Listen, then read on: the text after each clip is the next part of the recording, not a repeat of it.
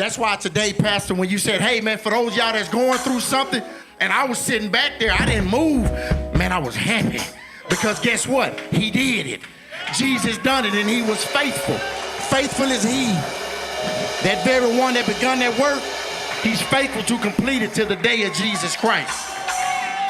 That's what God had for you. I will say that, man, God is faithful. God began to call me at a young age. I was in my 20s. And, man, when I tell you he is faithful, and when I tell you that he never stopped his pursuit. And I went through a lot of things, and I don't think we have enough time to go through all of that. But I will say that he's faithful to complete the work that he's begun. If he has begun something in you, he's going to complete it. But I'm going to go back maybe 2 years ago. 2 years ago, I found myself sitting on my sister's couch, okay? I had just come home from prison. And at this time, my life was so far away from God. But yet there was something inside of me, because the Bible says that he's given us the spirit of his son that cries, Abba.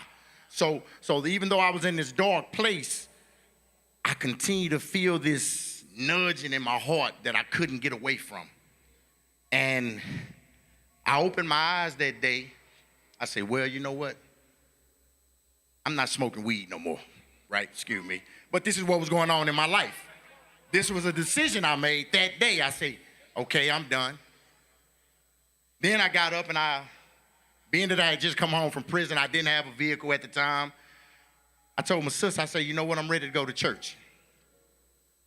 So my sister jumped up, and she says, okay, I'm finna take you. Got up, boom. She dropped me off. Matter of fact, she didn't even go with me. She dropped me off. She said, I'm gonna take you to the front door, drop me off. So it comes to the point to where, okay, now I'm getting up every day. On Sundays, I'm going to church. Got to the point where, hey, my sister started going to church again. Things started getting stirred up in the house. I still hadn't found a church home, but I was going from this place to this place to that place, and all I knew is I needed Jesus. And so as time went on, God began to work some things out in my life. He allowed me to meet my wonderful wife. I don't see her right now, but she's here. And so then here goes the boom. Maybe 6 months go by. Now I'm in this place, man. I'm seeking God, man. I'm feeling better about myself. I'm seeing God work some things out. But I'm not happy with my financial situation. But I'm working, okay? So then I said, okay, well, I'm finna go to school. So I go to school. I'm going to truck driving school. I got my CDL, Class A. And so then I'm going up there to test one day. All of a sudden, I pass my test. So I see this officer. He says, Joshua Brown. I'm thinking he's finna congratulate me because I passed my first test. He said, put your hands behind your back. I said, hold on, what do you mean? He said, put your hands behind your back.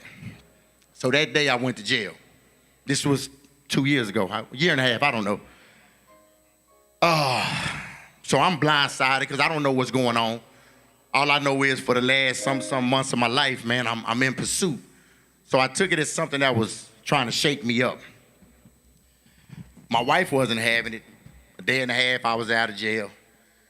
She had been in contact with the school. They said, you know what? We believe in him. They said, we're going to work with him. When he get out, tell him come back to school because we see potential in him. So I go back to school. Bam! I pass it. Passed my CDL, flying colors. Now, a lot of people in the church didn't know. Some knew, but I had a monitor on my leg. Since I've been here, for those who have seen me, I've had a monitor on my leg. I was facing a charge. Had I went to jail, I think this is important because I would have been facing 5 to 99 years in prison. Okay? But I continue to seek God. I continue to live my life as if there was nothing, okay? So the other day I had a dream. God, he still speaks through dreams. The Bible said that in the last days, I will pour my spirit upon your sons and daughters. Your old men will dream dreams. Your young men will have visions. He said your sons and your daughters will prophesy.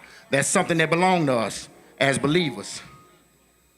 So I had some issues rise up at work the other day because I left too early. Remember, I was on the monitor.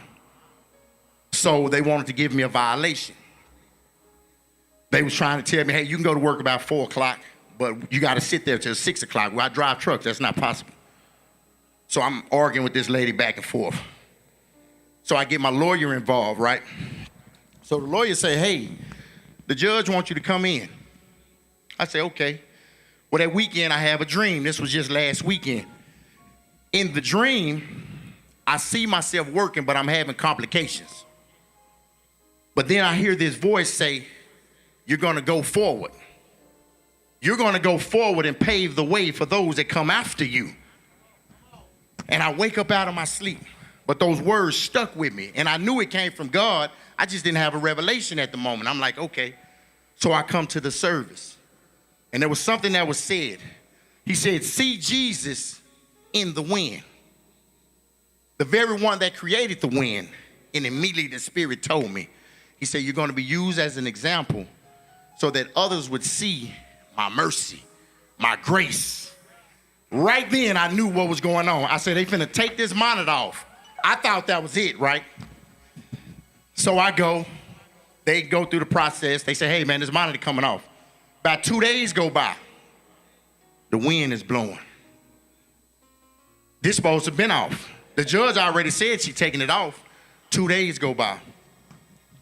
So I get in touch with my lawyer again. I say, hey, what's going on? I say, the judge changed their mind. She said, well, the judge never looked at the motion. I say, why is that? She said, because the chief prosecutor looked it up, and guess what? They kicked it out. They dismissed it. So what I'm saying is today is a new day.